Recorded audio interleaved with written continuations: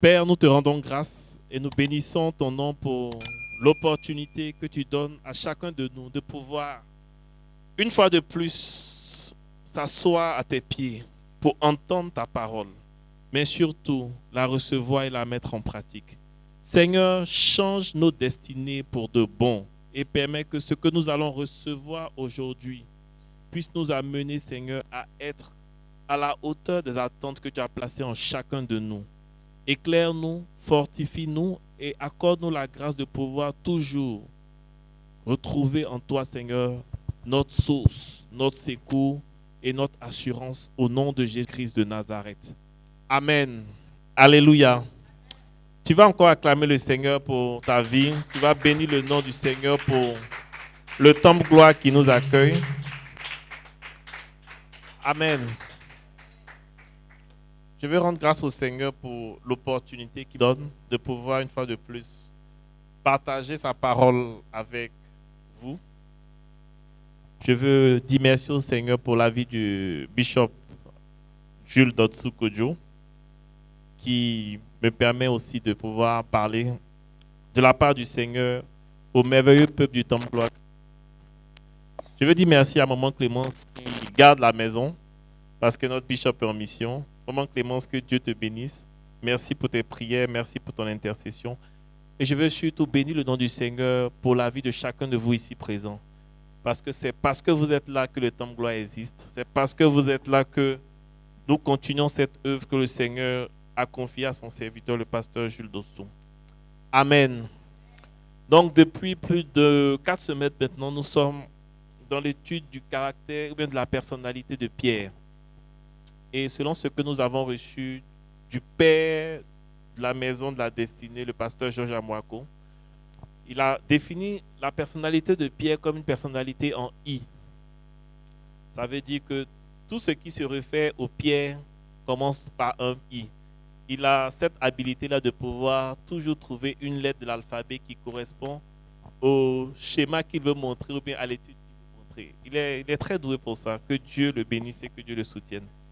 Donc, on a, durant 4 semaines, ou bien durant 4 mercredis maintenant, dans le cadre de la chirurgie du comportement, nous avons essayé de voir les aspects positifs du caractère de Pierre, les aspects négatifs de son caractère, et ensuite, on a vu la dimension de l'amour de Christ qui permet aux hommes et aux femmes qui ont la personnalité de Pierre de devenir ce que Christ veut qu'elles soient.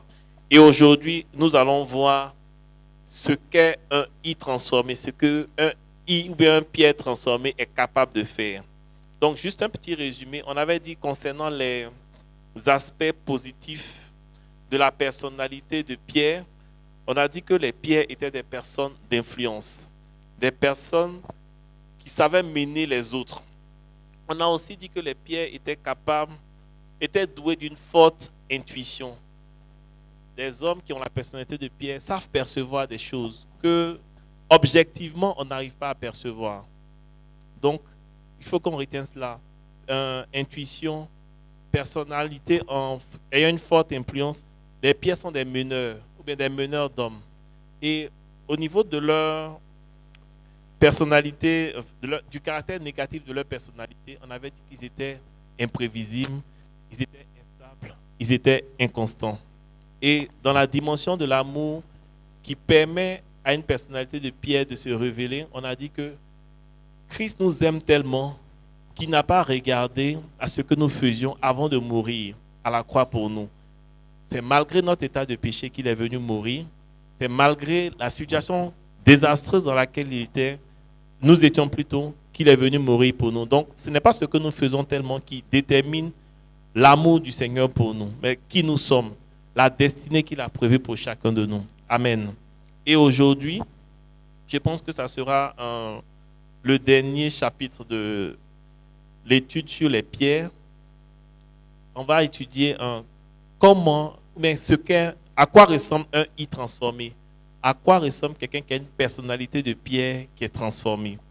Et pour ce faire, on va lire la parole de Dieu dans le livre de Actes 5, à partir du verset 17. Il est écrit: Cependant, le souverain sacrificateur et tous ceux qui étaient avec lui savoir le parti des Sadducéens, se levaient remplis de jalousie, mirent la main sur les apôtres et les jetèrent dans la prison publique. Mais un ange du Seigneur, ayant ouvert pendant la nuit les portes de la prison, les fit sortir et leur dit: Allez, tenez-vous dans le temple et annoncez au peuple toutes les paroles de cette vie. Ayant entendu cela, ils entraient dès le matin dans le temple et se mirent à enseigner. Le souverain sacrificateur et ceux qui étaient avec lui étant survenus, ils convoquaient le Sanhédrin et tous les anciens des fils d'Israël. Et ils envoyaient chercher les apôtres à la prison. Les huissiers, à leur arrivée, ne les trouvèrent point dans la prison. Ils s'en retournèrent et firent le rapport en disant: Nous avons trouvé la prison soigneusement fermée et les gardes qui étaient devant la porte. Mais après avoir ouvert, nous n'avons trouvé personne dedans. Lorsqu'ils eurent entendu plutôt ces paroles, le commandant du temple et les principaux sacrificateurs ne savaient que penser des apôtres et des suites de cette affaire. Quelqu'un vint leur dire: Voici, les hommes que vous avez mis en prison sont dans le temple et ils enseignent le peuple. Alors le commandant partit avec les huissiers et les conduisit sans violence, car ils avaient peur d'être lapidés par le peuple. Après qu'il les eut amenés en présence du Sanhédrin, le souverain sacrificateur les interrogea en ces termes: Ne vous avons-nous pas défendu expressément d'enseigner en ce nom-là? Et voici, vous avez rempli Jérusalem de votre enseignement et vous voulez faire retomber sur nous le sang de cet homme. Pierre et les apôtres répondirent: Il faut obéir à Dieu plutôt qu'aux hommes. Le Dieu de nos pères a ressuscité Jésus, que vous avez tué en le pendant à la croix. Dieu l'a élevé par sa droite comme prince et sauveur, pour donner à Israël la repentance et le pardon des péchés. Nous sommes témoins de ces choses, de même que le Saint-Esprit que Dieu a donné à ceux qui lui obéissent. Furieux de ces paroles, il voulait les faire mourir. Mais un pharisien nommé Gamaliel, docteur de la loi, estimé de tout le peuple, se leva dans le Sanhédrin et ordonna de faire sortir un instant les apôtres. Puis il leur dit: Hommes israélites, prenez garde à ce que vous allez faire à l'égard de ces gens. Car il n'y a pas longtemps que parut Teudas, qui se donnait pour quelque chose et auquel se ralliaient environ 400 hommes. Il fut tué et tous ceux qui l'avaient suivi furent mis en déroute et réduits à rien. Après lui, parut Judas, le Galiléen, à l'époque du recensement, et il attira du monde à son parti. Il périt aussi, et tous ceux qui l'avaient suivi furent dispersés. Et maintenant, je vous le dis, ne vous occupez plus de ces hommes et laissez-les aller. Si cette entreprise ou cette œuvre vient des hommes, elle se détruira. Mais si elle vient de Dieu, vous ne pourrez la détruire.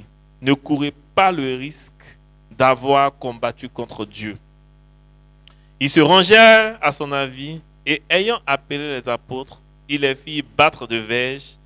Il leur défendit de parler au nom de Jésus et ils les relâchèrent. Les apôtres se retirèrent de devant le Sanhédrin, joyeux d'avoir été jugés dignes de subir des outrages pour le nom de Jésus. Et chaque jour, dans le temple et dans les maisons, ils ne cessaient d'enseigner et d'annoncer la bonne nouvelle de Jésus-Christ. Amen. Prions le Seigneur. Père éternel, merci pour ta parole que nous venons d'entendre.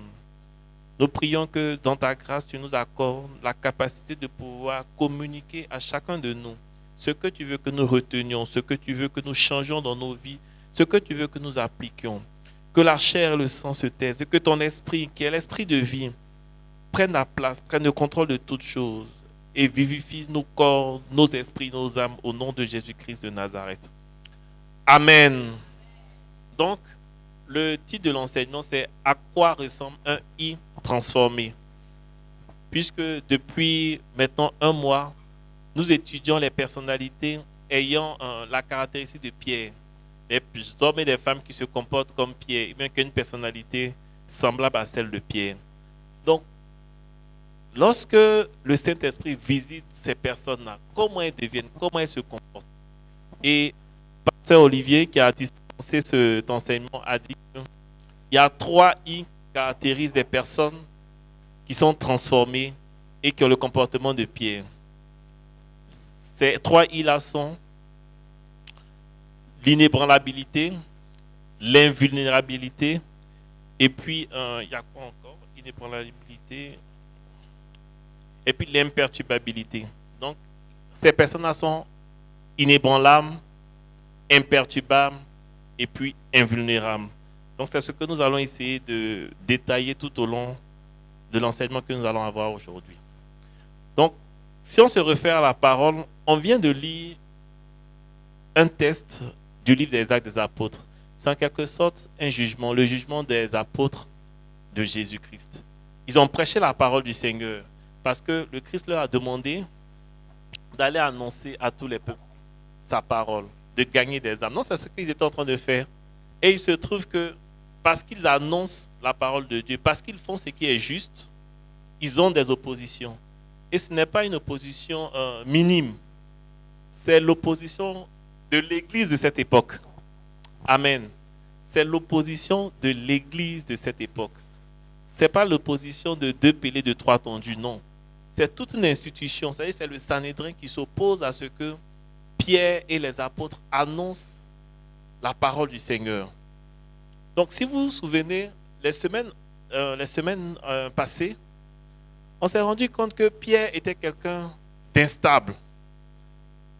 Juste au point où, pendant le jugement de Christ, il y a une jeune fille qui l'a reconnu, une petite fille qui l'a reconnu, qui lui a dit, mais toi, tu étais avec le monsieur qu'on est en train de...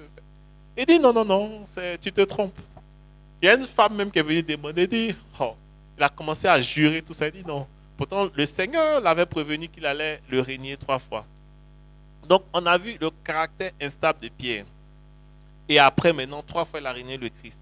Mais aujourd'hui, où Christ n'est pas là, aujourd'hui où Christ est mort, ressuscité, aujourd'hui où Christ n'est même pas à côté de lui, on lui demande de ne plus prêcher. C'est-à-dire que c'est plus facile pour Pierre de dire qu'il ne connaît pas Christ parce qu'il n'est pas là. Personne ne le voit. Mais c'est maintenant, il prend fait et cause pour le ressusciter. Et maintenant, il prend fait et cause pour celui qui l'a sauvé. On voit la dimension dans laquelle le Seigneur a placé Pierre. La dimension de la transformation.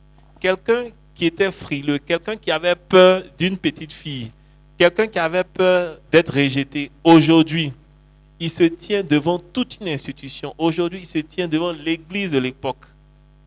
Et il affirme que lui, il va parler, quoi qu'on dise, quelles que soient les oppositions, quelles que soient les menaces contre sa vie, quelle que soit la prison qu'on veut lui faire subir, lui, il ne peut pas ne pas parler de Christ.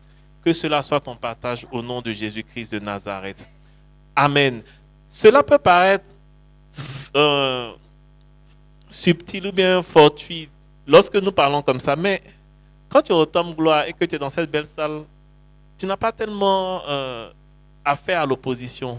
Mais je vous assure, soyez dans certaines familles où tout le monde est d'une certaine religion. Et puis dites que vous êtes devenu chrétien. Et vous verrez un peu ce que cela représente que d'être persécuté. Dans certaines familles, lorsque tu prends fait tes causes pour Christ, on dit, bon, à partir d'aujourd'hui, tu es majeur parce que tu as décidé de suivre une autre voie que la nôtre. Donc, comme tu es majeur, les majeurs se prennent en charge. Prends tes bagages et sors de ton jolie maison. Et c'est là maintenant que tu vas voir si Christ que tu suis là, tu l'as vraiment accepté. Si Christ que tu suis là, tu l'aimes vraiment.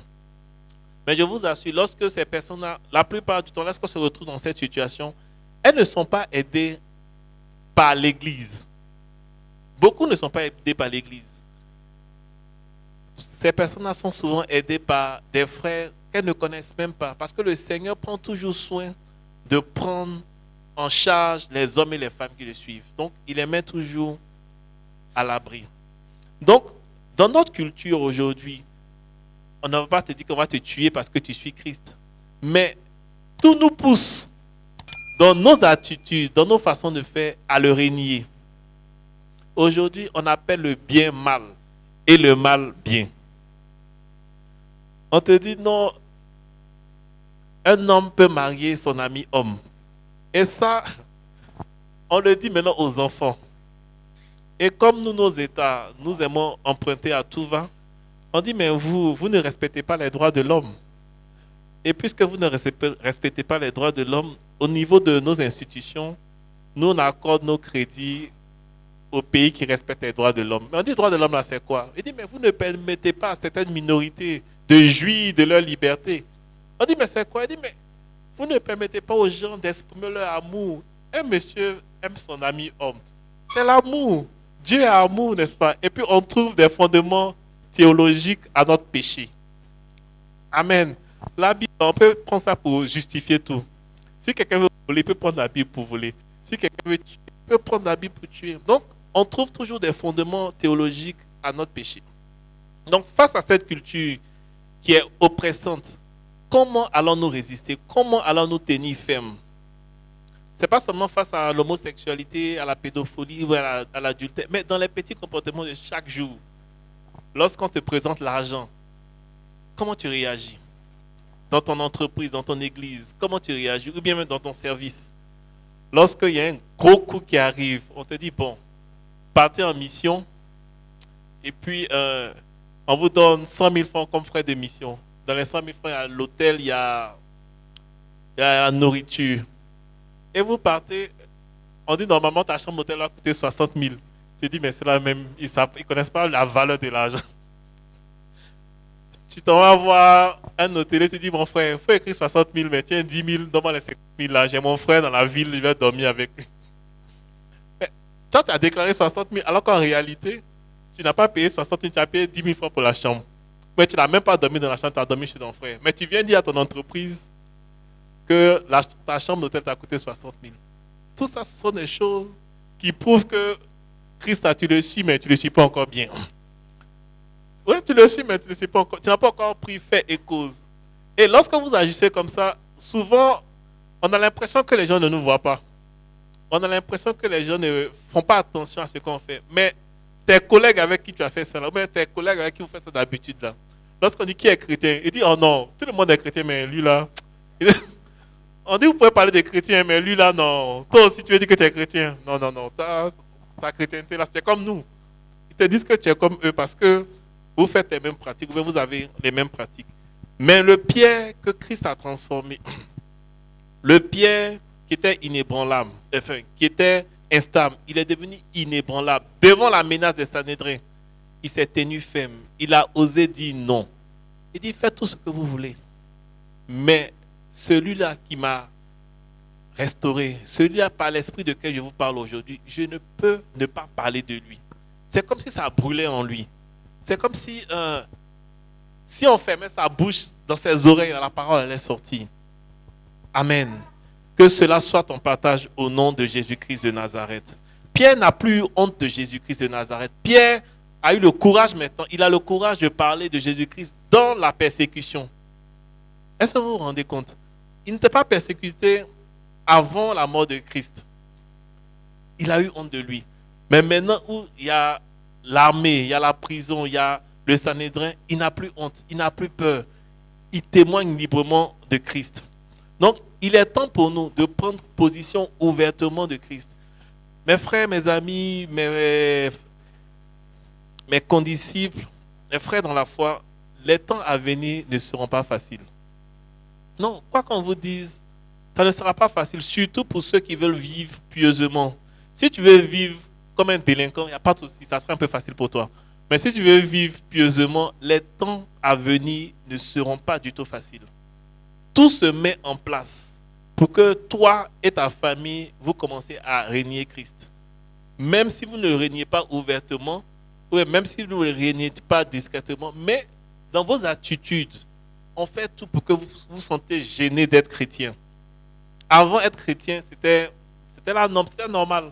Mais maintenant, quand tu dis que tu es chrétien, mais quand tu te déclares chrétien, tu es un peu bizarre. On te dit, non, toi, tu es intolérant. Et puis, on trouve toujours des mots pour te mettre mal à l'aise.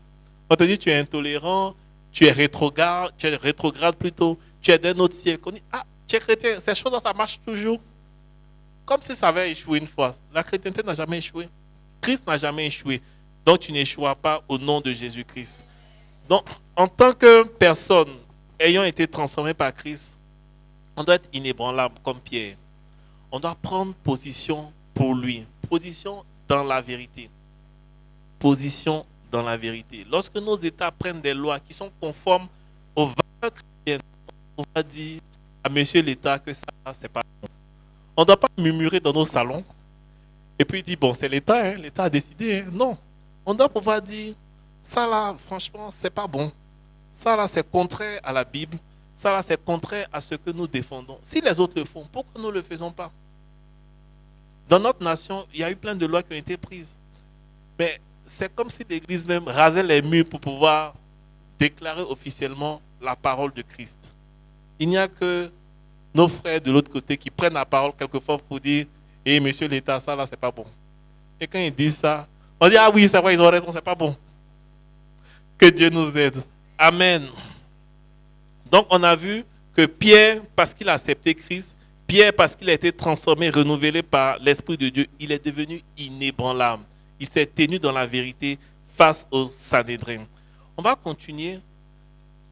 On dit que lorsque Pierre a accepté Christ et qu'il s'est laissé transformer par son esprit, il est devenu invincible. Invincible, ça veut dire quoi? Ça ne veut pas dire qu'il ne veut pas mourir, ça ne veut pas dire que les balles ne peuvent plus le percer, non. Mais il est devenu invincible de sorte que lorsque les situations adverses, les situations contraires sont présentées à Pierre, son attitude face au danger a changé. Amen. On va lire la parole de Dieu. On dit au niveau du verset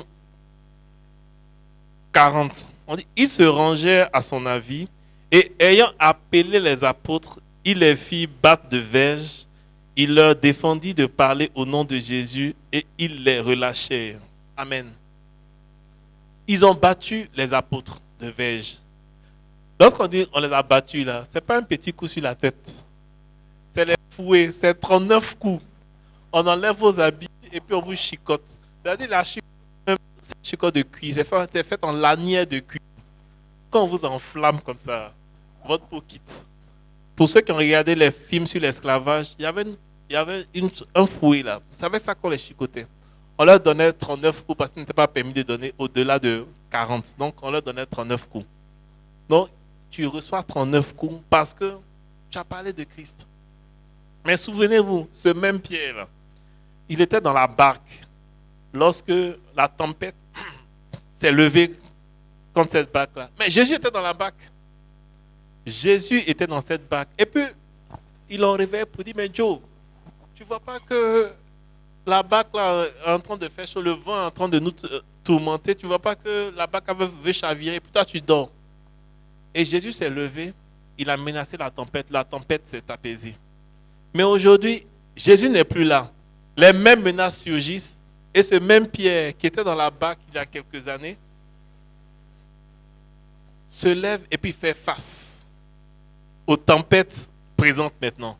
Parce que le Christ l'a transformé, parce que le Saint-Esprit l'a transformé. Bien-aimés, laissons-nous transformer par le Saint-Esprit.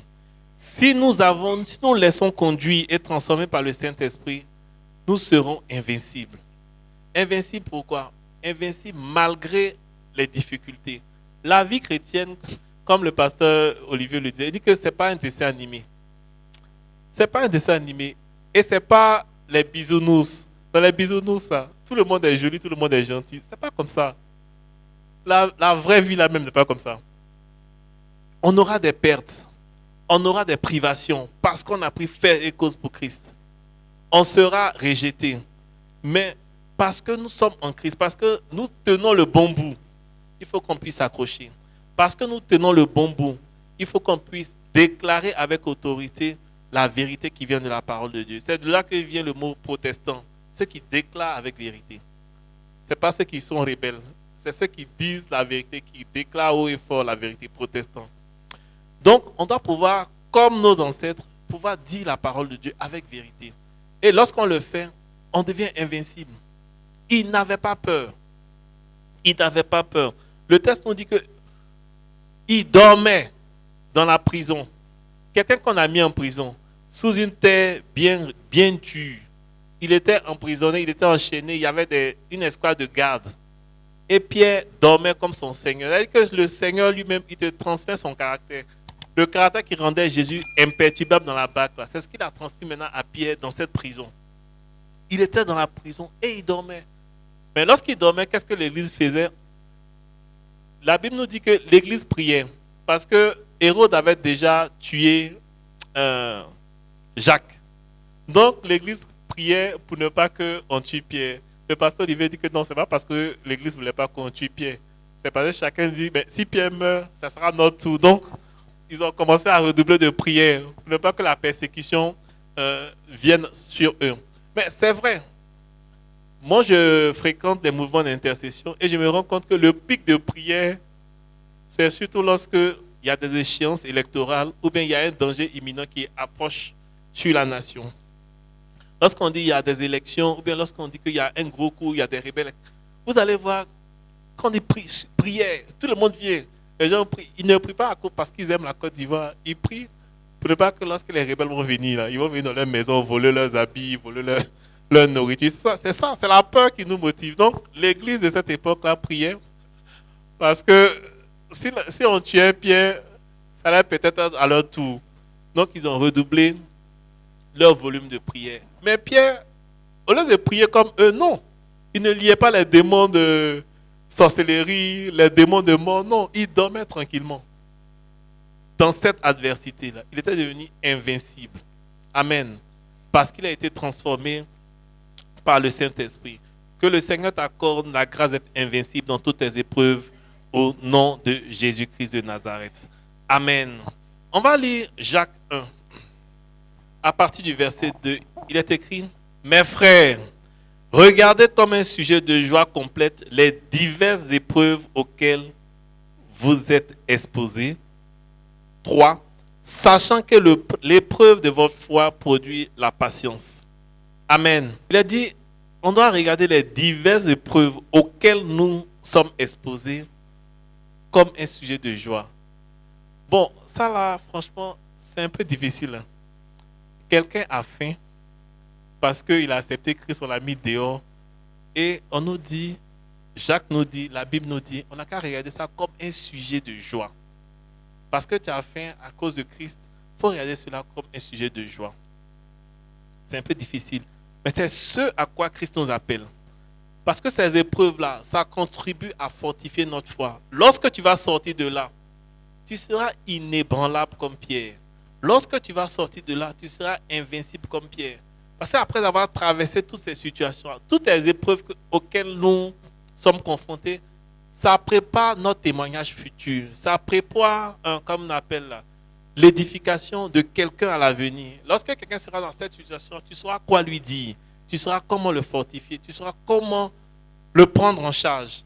Donc, Dieu a besoin que toi, tu puisses passer par là aussi pour que, bon, il puisse te prendre comme exemple de ce qu'il peut faire lorsque quelqu'un est dans cette situation-là. Donc, on doit regarder nos épreuves comme des sujets de joie. Aujourd'hui, on nous dit que arrêtez de souffrir.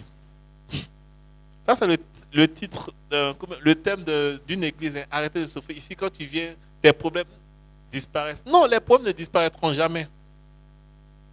Tu finis de régler un problème, il y a un autre qui va venir. Amen.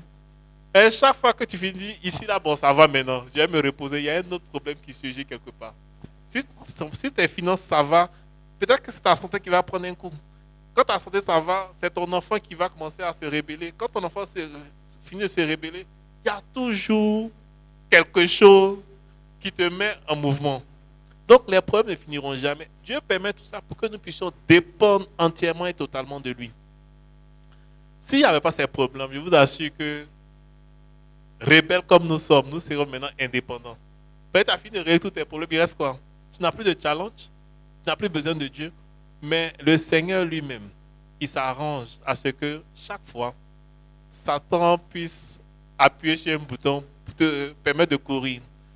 Et ce que je veux nous dire, aussi nombreux que nous sommes, Satan a le dossier de chacun de nous. Il a le dossier de chacun de nous. Il sait sur quoi appuyer pour te faire tomber. Si ce n'est pas la grâce de Dieu. Amen. Si ce n'est pas la grâce de Dieu, Satan sait sur quoi appuyer et puis toi te faire tomber. Regardez ce qu'il a dit à Dieu à propos de Job. Il dit, mais vie pour vie, lorsque tu touches au corps d'un homme là, forcé, il va te régner. Non, il savait que s'il touchait au corps de Job, Job était susceptible de régner son Dieu. Mais Job ne l'a pas fait parce que le Seigneur l'a fortifié, même parce qu'il avait une confiance absolue et une confiance totale dans le Seigneur. Toi, je ne sais pas si c'est ta santé, je ne sais pas si c'est l'argent, je ne sais pas si c'est ton... Enfin, Satan sait sur quoi appuyer pour te faire chuter. Mais même s'il sait sur quoi appuyer, sache que Christ est plus fort que Satan. Amen. Sache que si tu t'appuies sur Christ, tu seras inébranlable. Si tu t'appuies sur Christ, tu ne pourras pas chuter. Amen. Et la troisième et dernière chose, pour les I qui sont transformés, ils sont imperturbables. Imperturbables. On va prendre Acte 12. Vers le même temps, le roi Hérode se mit à maltraiter quelques membres de l'Église. Et il fit mourir par l'épée Jacques, frère de Jean. Voyant que cela était agréable aux Juifs, il fit encore arrêter Pierre. C'était pendant les jours des pains sans levain. Après l'avoir saisi et jeté en prison, il le mit sous la garde de 4 escouades de 4 soldats chacune, avec l'intention de le faire comparaître devant le peuple après la Pâque. Pierre donc était gardé dans la prison et l'Église ne cessait d'adresser pour lui des prières à Dieu. La nuit qui précéda le jour où Hérode allait le faire comparaître, Pierre, lié de 2 chaînes, dormait entre 2 soldats et des sentinelles devant la porte gardaient la prison. Amen. Voici un monsieur, j'en ai déjà fait référence, qui est dans une situation où chacun de nous allait commencer à murmurer. Chacun de nous allait commencer à se plaindre. Eh Seigneur, je te sais. Et puis depuis là, je ne vois pas ce que tu fais dans ma vie. Depuis là, je crie, je prie, je fais tout ce que tu n'as pas encore réglé ce sujet. Pierre avait tous les motifs, mais toutes les raisons pour se plaindre. Voici quelqu'un qui sait le Seigneur. Quelqu'un qui, au cours d'une seule prédication, a créé plusieurs idées. Parce qu'au cours d'une seule prédication, il y a eu 3000 personnes qui sont converties. Deuxième prédication, plus de 5000. Son église, à lui seul, avait près de 5000 membres. Il finit tout ça là. Et puis, on l'arrête comme un vulgaire voleur. On le met en prison. Et ce n'est pas une prison simple. Même dans la prison, là même, il y a des gardes. Pour s'assurer que le monsieur là ne va pas fuir. Mais malgré tout cela, il dormait d'un sommeil de juste, un sommeil paisible, un sommeil profond. Il était devenu maintenant imperturbable, malgré les difficultés, malgré l'oppression, malgré l'opposition. Le Pierre que le Saint-Esprit a transformé n'est plus le Pierre qui était agité dans la barque. Le Pierre que le Saint-Esprit a transformé n'est plus le Pierre qui est parti dans une réunion de prière avec un couteau. C'est plus le même. Oui, il est parti dans une réunion de prière avec un couteau. Le Pierre que le Saint-Esprit a transformé, c'est plus le Pierre qui dort lorsque son Seigneur a besoin de lui, mais qui dort malgré les difficultés. Lorsqu'il s'agissait de dormir, Pierre n'a pas dormi. Mais maintenant on dit dort. Il dort tranquillement. Il dort tranquillement. Dans le jardin, Christ lui a dit qu'il ne faut pas dormir. Il a dormi. Mais ici, où il ne doit plus dormir, il dort. Parce que l'opposition, normalement, doit l'empêcher de dormir. mais la sérénité avec laquelle le Saint-Esprit l'a touché lui a permis de dormir dans cette opposition. Donc ma prière, c'est que quelles que soient les factures qui vous attendent, quels que soient les défis qui vous attendent, quels que soient les problèmes qui vous tournent, que la paix du Seigneur vous fasse dormir du sommeil du juste au nom de Jésus-Christ de Nazareth. Si nous avons reçu l'Esprit de Christ, ces caractéristiques de Pierre vont se manifester dans nos vies maintenant au nom de Jésus-Christ de Nazareth. Amen. Ma prière pour chacun de nous, c'est que nous soyons imperturbables à l'image de Pierre. De la même manière, Christ était imperturbable dans la barque, que chacun de nous, au temps de gloire et au-delà du temps de gloire, nous soyons imperturbables. Quelle que soit l'adversité, que nous soyons imperturbables. Que nous soyons invincibles aussi. Et que nous soyons inébranlables dans notre foi en Christ. Amen. La dernière chose que je veux partager avec nous, c'est une expérience que les gens ont eu à faire. Je ne sais plus en quelle année, mais ce sont des expériences de psychologie sociale. Ils ont un peu étudié qu'est-ce qui fait que des hommes et des femmes se conforment à une règle, mais se conforment à une norme. Ils ont pris un premier de classe, quelqu'un qui est brillant dans ses études. Et puis ils l'ont mis dans une salle avec des compères. Les compères en psychologie sont des gens qui font semblant d'être dans la même situation que toi, alors que bon, eux ils sont là pour l'expérience. Donc on a pris le premier de classe là, et puis on l'a mis dans la même situation avec les 25 personnes qui jouaient le jeu. Et puis ils ont pris 2 baguettes. Si je me souviens bien de l'expérience, il y a la baguette A qui est courte et puis la baguette B qui est longue. Et ils ont fait passer les 25 compères, les premiers. On dit, qu'est-ce que vous voyez? Normalement, c'est la baguette A qui est la baguette courte.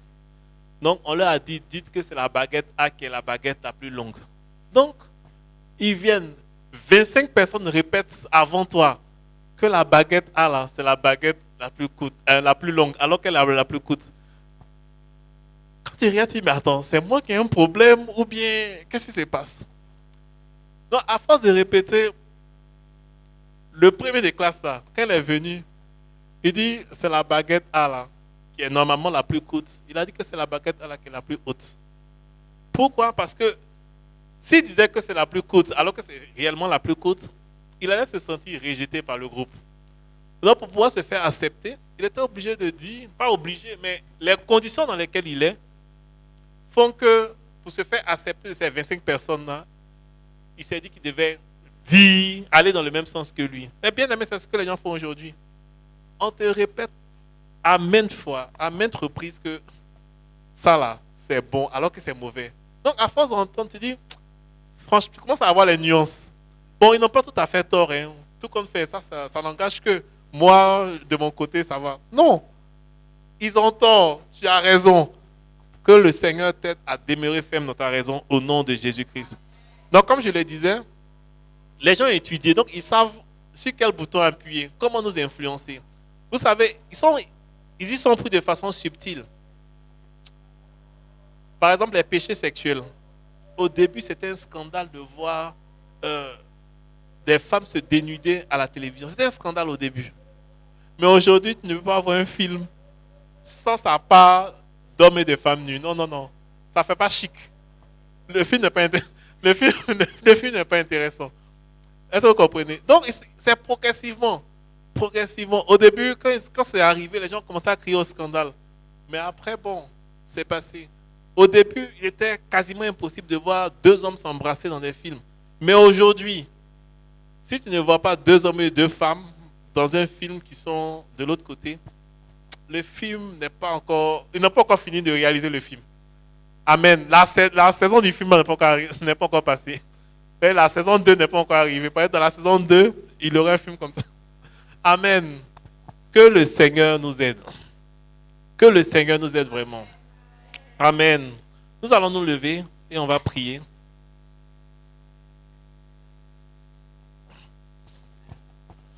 On va demander au Seigneur de nous rendre inébranlables. On va demander au Seigneur de nous rendre invulnérables. On va demander au Seigneur de nous rendre invincibles. Prions le Seigneur et demandons-lui cela. Seigneur, nous avons écouté ta parole.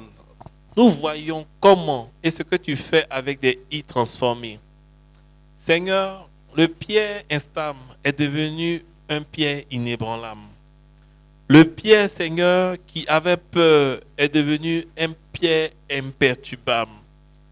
Le pierre, Seigneur, qui avait peur pour sa vie est devenu un pierre invincible. Seigneur, au temps de gloire, nous voulons que tu nous transformes. Transforme-nous par ton esprit. Donne-nous, Seigneur, ta vie. Donne-nous, Seigneur, tes pensées. Donne-nous, Seigneur, tes idées. Donne-nous, Seigneur, ta foi. La foi, Seigneur, qui nous permettra, au nom de notre roi, d'atteindre ce niveau. La foi, Seigneur, qui nous permettra, au nom de notre roi, de renoncer à tout ce qui nous tient loin de toi, Seigneur. Oh Père, que tout ce qui nous retient hors de ta présence, Seigneur, s'éloigne de nous au nom de Jésus-Christ de Nazareth. Seigneur, je prie pour mon frère, je prie pour ma soeur ici présente. Fortifie chacun de nous, Seigneur. Donne-nous au nom de notre roi d'être enracinés, profondément enracinés dans ta parole, Seigneur, afin d'être inébranlables dans notre foi. Que notre foi soit basée sur ta parole et non sur ce que nous pensons, et non sur ce que nous disons, et non sur ce que le monde nous présente comme référence. Que notre foi, Seigneur, soit basée sur, Père éternel, ta parole, afin que nous devenions inébranlables, Seigneur. Oh Père, accorde-nous la grâce d'être inébranlables. Accorde-nous la grâce, Seigneur, d'être imperturbables, Seigneur, quelles que soient les situations auxquelles nous sommes confrontés, Seigneur. Quels que soient les défis auxquels nous sommes confrontés, Seigneur. Père, donne-nous d'être imperturbables, imperturbables, imperturbables, Seigneur. Oh Père, face à l'oppression, Seigneur, que nous soyons invincibles parce que Christ est en nous et Christ est l'espérance de la gloire pour chacun de nous. Viens nous fortifier, Seigneur. Viens restaurer chacun de nous. Donne autant de gloire au nom de notre roi, d'aller en eau profonde avec toi, Seigneur. Donne autant de gloire d'être enraciné profondément dans ta parole, Seigneur, car ta parole est esprit, ta parole est vie, au nom de Jésus-Christ de Nazareth. Amen. Amen.